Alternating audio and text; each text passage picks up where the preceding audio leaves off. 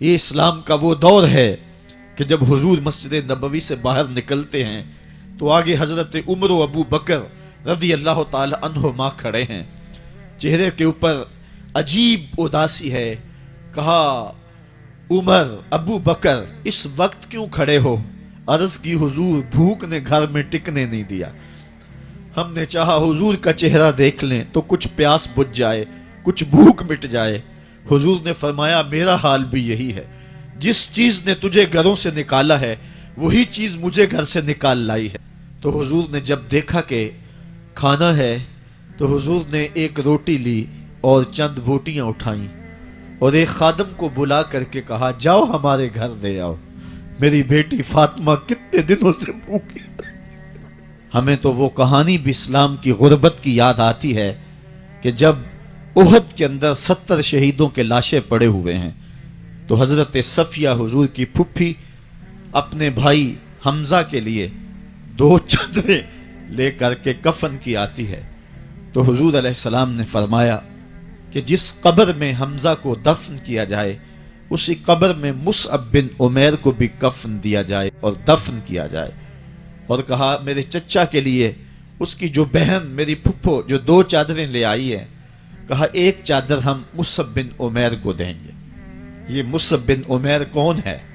تاریخ پڑھو، کتنی دل آویز تاریخ ہے. مکے میں ایک امیر ترین خاتون ہے جس کے بیٹے کا نام مصعب ہے، اور وہ اپنے بیٹے کو اتنا خوبصورت لباس پہناتی ہے اور اتنے خوبصورت خوشبو اور عطر اس کو لگاتی ہے کہ مصعب بن عمیر جن گلیوں سے گزرتے تھے دیر تک وہ گلیاں مہکتی رہتی تھیں. لوگ کہتے تھے یہاں سے مصعب گزر کے گیا ہوگا اس لیے یہ گلیاں مہک رہی ہیں. اچھا پھر مصعب پہ نظر پڑتی ہے میرے محمد عربی کی تو مصعب بن عمیر حضور کی زلفوں کا اسیر ہو جاتا ہے. ماں کافرہ ہے، جب پتہ چلتا ہے تو اس کا لباس بھی چھین لیتی ہے، سہولتیں اور آسودگیاں بھی واپس لے لیتی ہے. پھر وہ وقت بھی آیا کہ مصعب بن عمیر حبشہ کی جانب ہجرت کر جاتے ہیں. مکے کے حالات کچھ تھوڑے سے خوشگوار نظر آئے تو وہ حبشہ سے واپس مکے جب پلٹے تو ان کے بدن پہ جو چادر تھی وہ جگہ جگہ سے پٹی ہوئی تھی. میرے آقا کریم علیہ السلام نے دیکھا تو حضور کی آنکھوں میں آنسو ٹپکنے لگے. کہا یہ وہی مصعب ہے جو اتنا خوش پوش نوجوان تھا کہ میں نے پورے مکے میں اس سے خوبصورت لباس پہننے والا کوئی دوسرا شخص نہیں دیکھا، اور آج میرے مصعب کو پہننے کے لیے جو چادر میسر ہے وہ بھی جگہ جگہ سے پھٹی ہوئی ہے. یہ اسلام کی غربت کی کہانی ہے. اور آج احد میں یہی مصعب بن عمیر شہید ہو جاتے ہیں اور ان کے لیے کفن بھی دستیاب نہیں ہے. حضور نے کہا جو میرے چچا کے لیے 2 چادریں لائی ہیں ان میں سے ایک کا کفن مصعب کو دے دو نا، اور دوسری چادر سے کفن میرے چچا کو دے دیا جائے. اچھا حضرت مصعب کے لیے بڑی چادر رکھ دی گئی اور حضرت امیر حمزہ کے لیے جو چادر تھی وہ چھوٹی تھی. اگر سر ڈھانپتے تھے تو پاؤں ننگے ہو جاتے، اگر پاؤں ڈھانپتے تھے تو سر ننگا ہو جاتا. حضور نے فرمایا میرے چچا کا سر ڈھانپ دو اور پاؤں کے اوپر اذخر نامی گھاس ڈال دو. میں یہ اسلام کی غربت کی کہانی تمہیں سنا رہا ہوں. جب میرے رسول کے چچا کے لیے پورے کفن کا ٹکڑا بھی دستیاب نہیں تھا، اسلام اس وقت بھی عزت پا گیا تھا.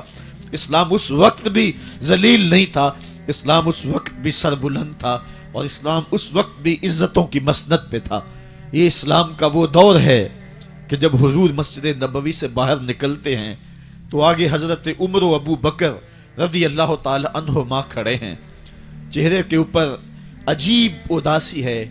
کہا عمر ابو بکر اس وقت کیوں کھڑے ہو؟ عرض کی حضور بھوک نے گھر میں ٹکنے نہیں دیا. ہم نے چاہا حضور کا چہرہ دیکھ لیں تو کچھ پیاس بجھ جائے، کچھ بھوک مٹ جائے. حضور نے فرمایا میرا حال بھی یہی ہے. جس چیز نے تجھے گھروں سے نکالا ہے وہی چیز مجھے گھر سے نکال لائی ہے.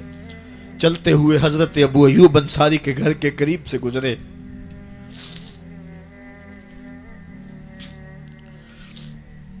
حضور کی خوشبو پا کے وہ باہر آ گئے. عرض کی بندہ نواز آج میرے مہمان نہیں بنتے؟ حضور نے کہا تمہاری مرضی. گھر لے گئے، چٹائی بچھائی، حضور کو بٹھایا. گھر والوں کو بکری کا بچہ ذبح کر کے دیا، کہا جلدی جلدی کھانا تیار کرو، میرے آقا کو بھوک لگی ہوگی۔ یہ کہہ کے واپس آئے، حضور کے پاس بیٹھے، نظر چہرے پہ پڑی تو گھبرا گئے۔ نکاحت کے آثار اتنے واضح تھے کہ سمجھ آ رہی تھی کتنے دنوں سے حضور نے کچھ نہیں کھایا۔ اٹھ کے باغ میں چلے گئے، کھجوروں کا خوشہ توڑا، حضور کے سامنے رکھا، کہا بندہ نواز جب تک کھانا تیار نہیں ہوتا یہ کھجوریں تناول فرمائیں۔ تھوڑی دیر کے بعد کھانا دسترخوان پہ لگ گیا، حضور سے عرض کی گئی حضور آئیں کھانا تناول کر لیں۔ حضور نے دسترخوان پر تشریف فرما ہو کر کے حضور نے کپڑا اٹھایا تو حضور نے جب دیکھا کہ کھانا ہے تو حضور نے ایک روٹی لی اور چند بوٹیاں اٹھائیں اور ایک خادم کو بلا کر کے کہا جاؤ ہمارے گھر دے آؤ، میری بیٹی فاطمہ کتنے دنوں سے بھوکی۔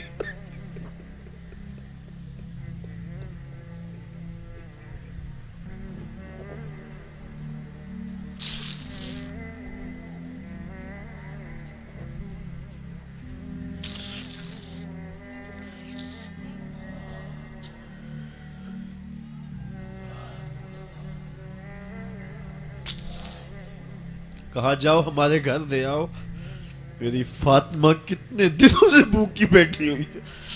مال کے کونین ہیں گو پاس کچھ رکھتے نہیں، دو جہاں کی نعمتیں ہیں ان کے خالی ہاتھ میں۔ آپ کو پتا ہوگا کہ جب میرے رسول کا انتقال ہوا ہے، حضور کا وصال ہوا ہے، تو حضور کی ایک زرہ ایک یہودی کے گھر میں گروی رکھی ہوئی تھی، حضور نے زرہ رکھ کر کے اس سے قرض لیا ہوا تھا۔ یہ اسلام کی غربت کی کہانی ہے، اور پھر اللہ نے اسلام کو امارت کے رنگ بھی دیے۔ آؤ تمہیں کہانی سناؤں، حضرت عدی بن حاتم روایت کرتے ہیں، صحیح بخاری میں روایت ہے۔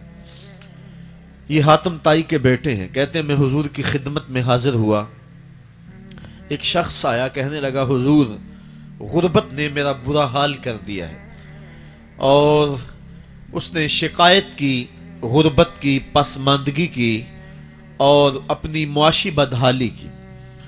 پھر ایک شخص آیا کہنے لگا حضور میرے پاس دولت تو ہے لیکن میں نے جس منزل پہ جانا ہے راستہ پر خطر ہے، تو میرے لیے کیا حکم ہے کہ میں کیسے راستہ طے کروں؟ تو یہ دو لوگوں نے یہ باتیں کی تو حضرت عدی کہتے ہیں کہ حضور نے روئے سخن میری جانب موڑا اور میری جانب مخاطب ہو کے کہا عدی تو نے ہیرا دیکھا ہے؟ عدی کہتے ہیں میں نے عرض کی حضور دیکھا نہیں، سنا ہے، ہیرا یہ شہر ہے عراق کا۔ تو حضور نے فرمایا عدی تو نے ہیرا دیکھا ہے؟ میں نے کہا نہیں حضور دیکھا نہیں، اس کا تذکرہ سنا ہے۔ فرمایا عدی اگر اللہ تجھے زندگی کی مہلت دے تو ہیرا سے ایک خاتون چلے گی، تو اپنی آنکھوں سے دیکھے گا اور مکے تک پہنچے گی اور اللہ کے گھر کعبہ کا طواف کرے گی، اور اس کو ہیرا سے لے کر کے مکے تک اللہ کے علاوہ کسی کا ڈر نہیں ہوگا۔ کہتے ہیں کہ میں نے دل میں کہا کہ پھر بنو طے کے ڈاکو مر گئے ہوں گے جنہوں نے عرب کے اوپر روب ڈال رکھا ہے، تو وہ تو پھر ختم ہو گئے ہوں گے۔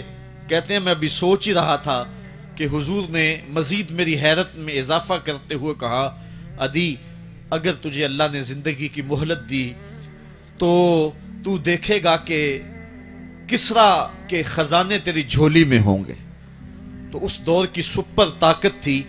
میں نے کہا حضور کسرا بن ہرمز؟ حضور نے فرمایا ہاں کسرا بن ہرمز۔ کہتے ہیں کہ حضور نے پھر فرمایا عدی اگر تو زندگی پائی تو تو وہ دن بھی دیکھے گا کہ ایک شخص زکوٰۃ کی رقم لے کر کے، زکوٰۃ کی چاندی لے کر کے، زکوٰۃ کا سونا لے کر کے نکلے گا اور اس کو کوئی زکوٰۃ کا مستحق ہی نہیں ملے گا۔ حضرت عدی بن حاتم کہتے ہیں کہ پھر میں نے وہ منظر اپنی آنکھوں سے دیکھا کہ ہیرا سے خاتون چلی اور مکے تک پہنچی اور امن ایسا تھا کہ اس کو اللہ کے علاوہ کسی کا ڈر نہیں تھا۔ پھر وہ لمحے بھی میں نے دیکھے کہ کسرا بن ہرمز کے خزانے مسجد نبوی کے باہر پڑے ہوئے ہیں۔ تو کہتے ہیں تیسری چیز میں دیکھ نہ سکا اور میں نے لوگوں کو کہا کہ یہ میں تو نہیں دیکھ سکا، میری شاید زندگی وفا نہ کرے، اور اگر تمہاری زندگی وفا کرے تو تم دیکھنا، میرے آقا نے جو فرمایا تھا دو باتیں تو پوری ہو گئی ہیں، اور تیسری بات تم دیکھ لوگے۔ حضرت یحییٰ بن سعید فرماتے ہیں کہ حضرت عمر بن عبد العزیز کا زمانہ تھا اور انہوں نے مجھے افریقہ کی جانب زکوٰۃ وصول کرنے کے لیے بھیجا۔ میں وہاں سے زکوٰۃ وصول کی اور پھر میں زکوٰۃ لینے والے مستحقین کو ڈھونڈنے لگا، تو کہتے ہیں مجھے کوئی مستحق نہ ملا۔ پھر میں غلام پکڑتا اور اس کے پیسے دے کے اس کو آزاد کرواتا چلا جاتا۔ حضرت عمر بن عبد العزیز کا زمانہ ہے کہ گورنر ہے عراق کا، وہ حضرت عمر بن عبد العزیز کو لکھتا ہے کہ اتنی رقم ہے، اس کا کیا کرنا ہے؟ تو عمر بن عبد العزیز کہتے ہیں رقم لے کے یہاں نہ آنا، وہاں عراق کے لوگوں میں بانٹ دو، جو زکوٰۃ کے مستحق ہیں ان کو تقسیم کر دو۔ تو گورنر لکھتا ہے جو مستحق ہے ان کو دے دی، اب کوئی مستحق نہیں رہا تو میں کیا کروں؟ تو حضرت عمر بن عبد العزیز کہتے ہیں جو مقروض ہیں ان کا قرض اتار دو۔ تو کہتے ہیں کہ ہاں قرض بھی میں نے اتار دیا ہے، رقم پھر بھی بچ رہی ہے، کیا کروں؟ تو حضرت عمر بن عبد العزیز نے پھر لکھا جو شخص شادی کرنا چاہتے ہیں ان کا حق مہر ادا کر دو۔ میں نے کہا کہ وہ بھی کر دیا ہے، رقم پھر بھی بچ گئی ہے، اب کیا کروں؟ تو حضرت عمر بن عبد العزیز نے مجھے لکھا کہ جو غیر مسلم ہیں جنہوں نے ٹیکس دیا ہوا ہے، جتنا ٹیکس دیا ہے اس سے دگنے پیسے ان کو قرضے میں دے دو اور ان کو کہو جاؤ اس کا کاروبار کرو، کھیتی باڑی کرو، اور ساتھ انہیں یہ بھی کہہ دینا قرض کی فکر نہ کرنا اور زیادہ اس میں پریشان نہ ہونا، جب دے سکو گے دے دینا۔ یہ دور بھی پھر اسلام نے دیکھا اور یہ گھڑیاں بھی دیکھی جب چیتھڑے پہنے ہوئے تھے، جب پیود لگے لباس پہنے تھے، جب پیٹ میں ڈالنے کے لقمہ بھی نہیں تھا، اللہ کا دین اس وقت بھی غالب تھا، اور جب گلیوں کے اندر ریشم بکھرا ہوا ہوتا تھا کوئی اٹھانے والا نہیں تھا، دین اس وقت بھی غالب تھا۔ دین کا غالب ہونا یا نہ ہونا اس کا تعلق جو ہے وہ مال و دولت سے نہیں ہے۔ اقبال کہتا ہے کہ زوال بندہ مومن کا بے زری سے نہیں، مومن کا زوال بے زری سے نہیں ہے بلکہ اس کا سبب کوئی اور ہے۔ وہ سبب ڈھونڈنا ہے کہ ہم دنیا میں رسوا ہو کے کیوں رہ گئے، ہم زمانے کے سامنے تماشا کیوں بن کے رہ گئے، آج نبی کی امت پوری کائنات میں رسوا ہو کے کیوں رہ گئی، آج ہمارا تماشا دیکھا جا رہا ہے، آج بھوکے کتوں کو ہماری بیٹیوں اور بہنوں کے اوپر چھوڑا جا رہا ہے اور اس کا تماشا دیکھا جا رہا ہے۔ کیا ہم نے یہ دن بھی دیکھنے تھے؟ ہم نے سراغ لگانا ہے۔ دولت کی قلت اور کثرت یہ ثانوی چیزیں ہیں، ہم نے تاریخ میں دیکھا ہے ہم کبھی مالی طور پہ کمزور تھے، رسوا نہیں ہوئے ہیں، مال زیادہ ہو گیا رسوا نہیں ہوئے ہیں، رسوائی کے سبب کوئی اور ہیں۔